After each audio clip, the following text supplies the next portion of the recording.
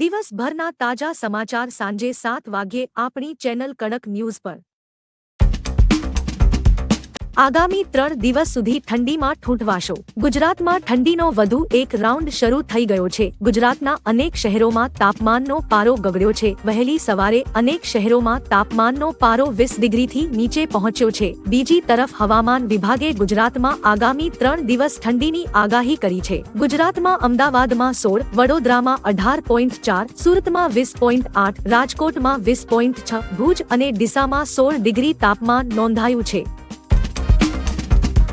આજથી પીએમ મોદી ગુજરાતની મુલાકાતે। પીએમ મોદી આજે રાત્રે 9:15 વાગ્યે જામનગર પહોંચી રાત રોકાશે। 25 ફેબ્રુઆરીએ તેઓ દ્વારકાના કાર્યક્રમમાં હાજરી આપશે। સવારે 8:25 કલાકે દ્વારકા અને બેટ દ્વારકાને જોડતા સિગ્નેચર બ્રિજને પીએમના હસ્તે ખુલ્લો મુકાશે।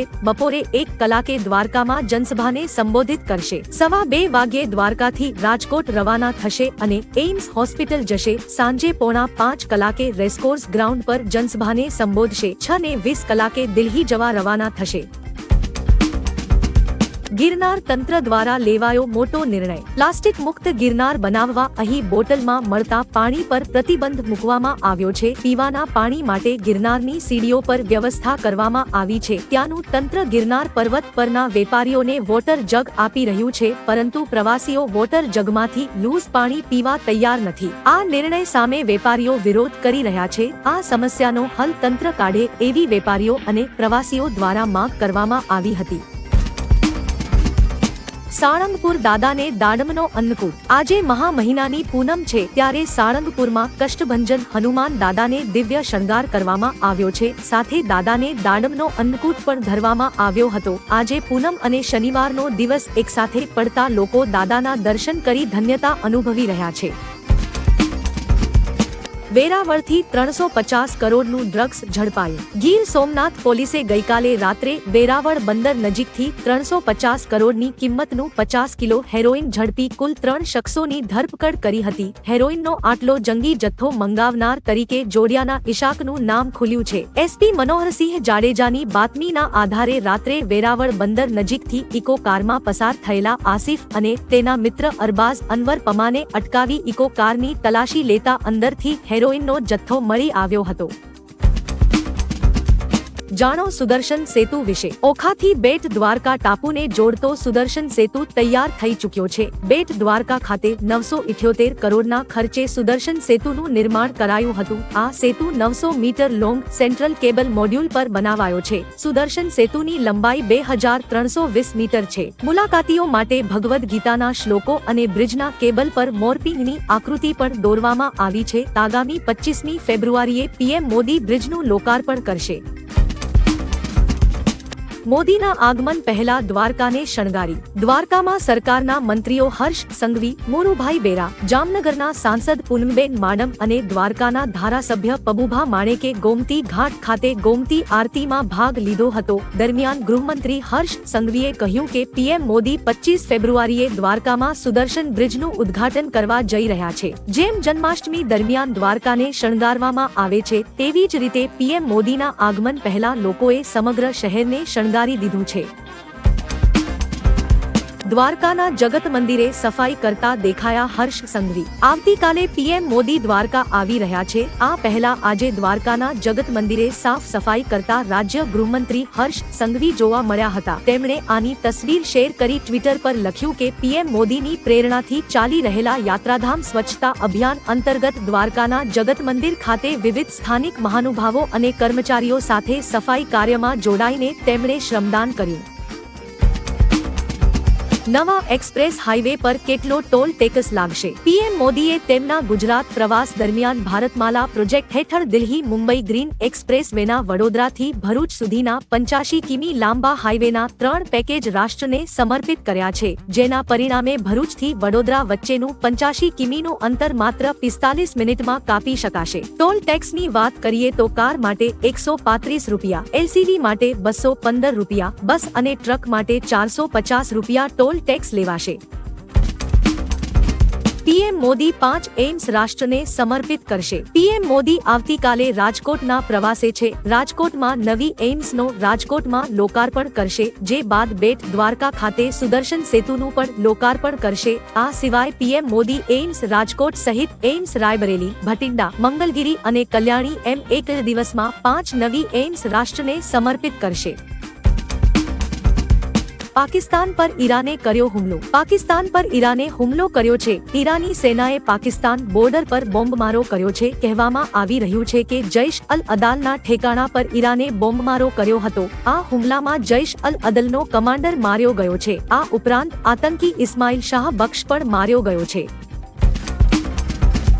મુસ્લિમોનો આ કાયદો નાબૂદ થયો। આસામ સરકારે મુસ્લિમ લગ્ન અને છૂટાછેડાનો કાયદો 1935 ને નાબૂદ કરી દીધો છે। મુખ્યમંત્રી હિમંતા બિસ્વા શર્માની અધ્યક્ષતામાં કેબિનેટ બેઠક મળી હતી, જેમાં આ નિર્ણય લેવામાં આવ્યો છે। આ અંતર્ગત હવે રાજ્યમાં તમામ લગ્ન સ્પેશિયલ મેરેજ એક્ટ હેઠળ થશે। આ નિર્ણય અંગે મંત્રી જયંત મલબારુઆએ કહ્યું, યુસીસીની દિશામાં આ એક મોટું પગલું છે। તેનાથી રાજ્યમાં થતા બાળ લગ્નો અટકશે। એઆઈયુડીએફે આ નિર્ણય સામે વાંધો ઉઠાવ્યો છે।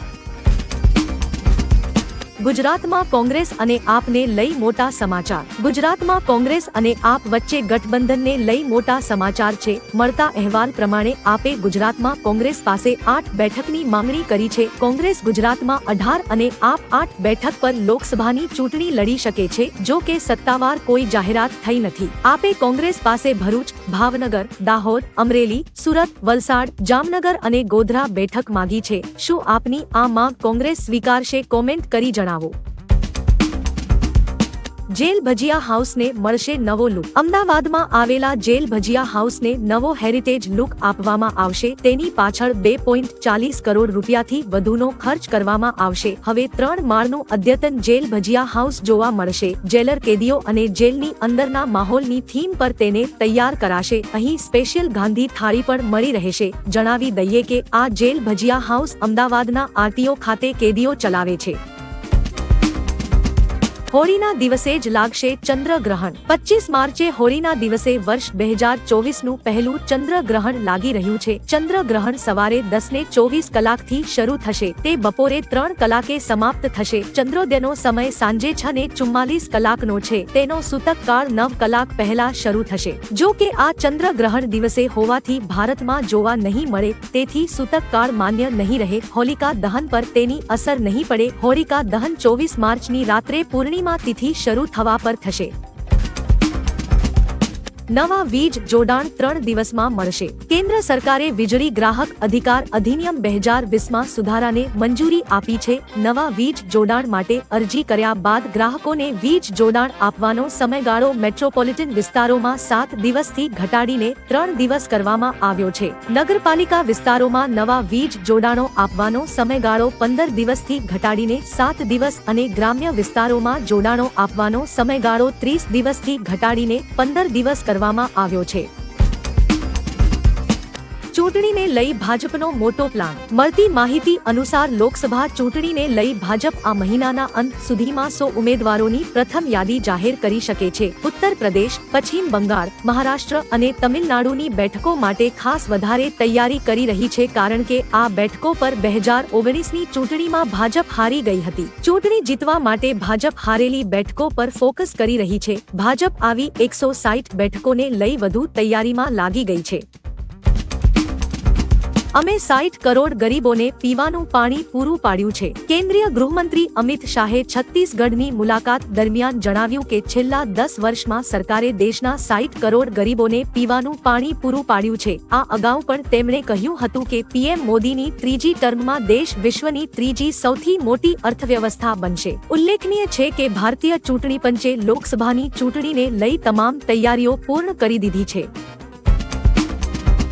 હિન્દુ વિરોધી છે કર્ણાટક સરકાર। કર્ણાટકની કોંગ્રેસ સરકારે મંદિરોમાંથી 10% ટેક્સ વસૂલવા માટેનું બિલ પાસ કર્યું છે। ભાજપે અંગે સિદ્ધારમૈયા સરકારને આડે હાથ લીધી છે। કર્ણાટક ભાજપના અધ્યક્ષ વિજેન્દ્ર યેદિયુરપ્પાએ કહ્યું, કોંગ્રેસ સરકાર હિન્દુ વિરોધી નીતિઓ અપનાવીને પોતાની ખાલી તિજોરી ભરવા માંગે છે। બિલ હેઠળ સરકાર 1 કરોડ રૂપિયાથી વધુની આવક ધરાવતા મંદિરોની આવક પર 10% ટેક્સ વસૂલશે।